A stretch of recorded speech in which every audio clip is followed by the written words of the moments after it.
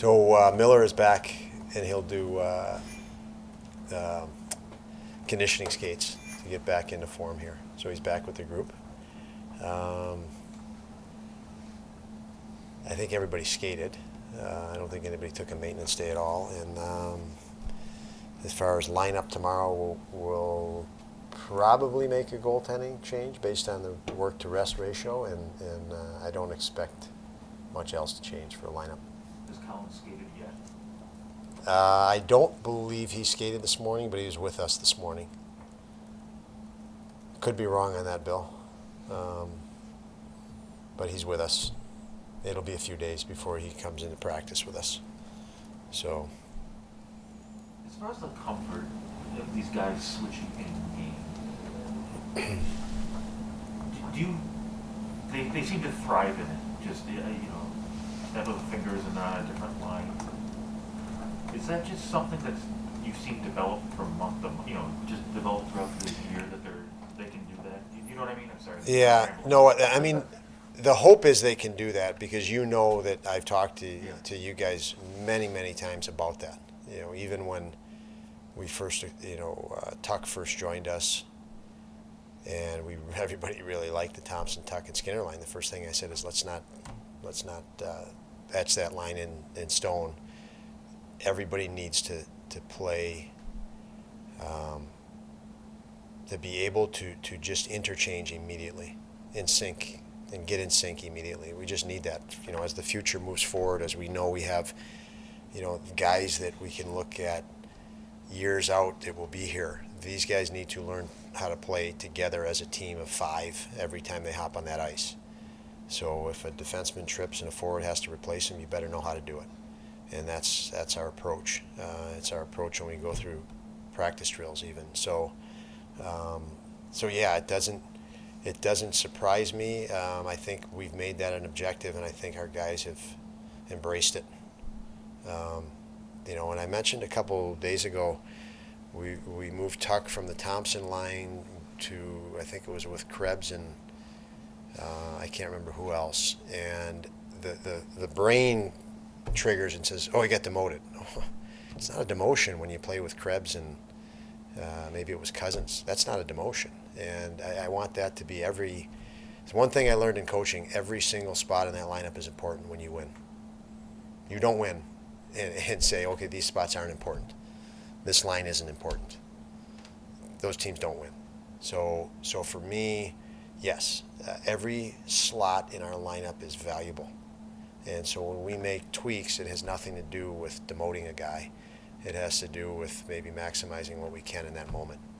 And, that might be moving a certain player away from a line matchup. If I know another team wants to match up against, say, the Thompson line, what will they do if I take one of those players off of that line and put them with another line?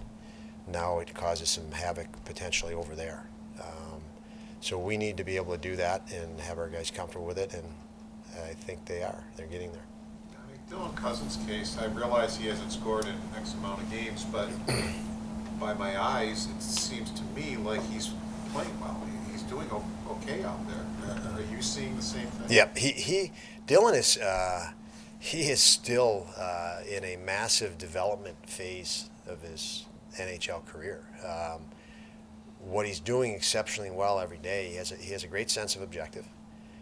Targeting, what our strategy is, what our game plan is, what role he's designated, center, right wing, matchup. He can take all of that in, with his skill set that he can bring and find ways to contribute. And he's done that. And, I don't measure his progress or his performance in goals. It's just not, he's an evolving young talent that there's so many things he's taking in day to day, game to game, situation to situation, that we're probably not going to see consistency in the form of production yet. But as he gains all this experience taking all this in, that consistency is going to come because of all the attributes he has. So, I'm happy when he does score, but I can tell you he's effective even when he's not scoring. The process of building this began last spring, Don, but in training camp, in many ways, it was a clean slate, especially in the room. You know, some of the guys who were here were gone. They could really make it their own. So what's it been like for you to see the process of them becoming a team? You know, you have different guys coming in and out, and it takes time. Yeah, no, it does take it. I mean, everything good takes time, right? And you know, our aspiration is to build toward good, and you know, we know you don't just snap your fingers and it works out. But I will say, Lance, when you bring up last year, I really give a lot of credit to some guys that aren't here. Sammy Reinhart was spectacular for us. Not only a great person, a great player, but he helped us in this, as did Ristolainen. They really did. They helped me as a coach, as I've spoken about Okposo. And that change, you know, any change we see today, I think we're seeing it more, but I can tell you behind the scenes was almost immediate. Everybody talked about our culture, and I said to you guys, you know, we're in charge of our culture immediately. Immediately. Our culture can change today. And this is referring back to months ago, and it did. I was confident our culture changed. I mean, it might take longer for others to see it and to feel what that culture is, but you know, I felt I was pretty lucky to be in the situation I was with the people that were here, and it was all these guys, you know, in that locker room behind the scenes that really did make a concentrated effort to get this moving in a direction we're going. A real positive mindset and a competitive mindset, and identify with the passion of why we play the game and why, you know, we're not only lucky enough to be in this profession, but why we pursued this profession. And that's because we love the game, and we're passionate about it. And you know, I think the group has connected with that from day one and been able to build off of that, and we need to continue to build off of that premise. You guys go through the schedule day to day, but last night wasn't just one of 82. I mean, how do you summon the emotion in that for this game tomorrow? Where it's a quick turn, not going to be a full house building. Yeah. Opponent. I mean, that's got to be concerning. Yeah, I mean, time will tell. You know, every day is a concern when you're in our, you know, in our positions. Every day is a concern. You know, I always say that it starts 0-0. So no matter what work you did, it's 0-0 on that scoreboard the next day. So reality hits you quick. We did have time to celebrate that. You know, I did reflect a little bit on some of the, you know, what this group has done in the last month is really some really big wins. The Calgary game jumped out. You know, we get slapped pretty good in Edmonton, and the next night in a back-to-back, we play Calgary. The Heritage Classic, I thought these guys performed incredibly well. We know the Chicago game coming back from 4 goals was really neat. The Vegas game was a big game, emotional game. And then last night was really big. And just upon reflection, I think, you know, I probably on the bench had a, you know, more anxiety than the players, which was awesome. You know, here I am trying to control my anxiety on the bench, so I don't negatively affect or add to any anxiety the players have. And as I'm gathering myself and evaluating our players, it's like, wow, these guys are in the moment. I mean, there's no anxiety here at all. They're dialed in, and you know, you see that as a coach in even the post-game celebration, how they handle situations.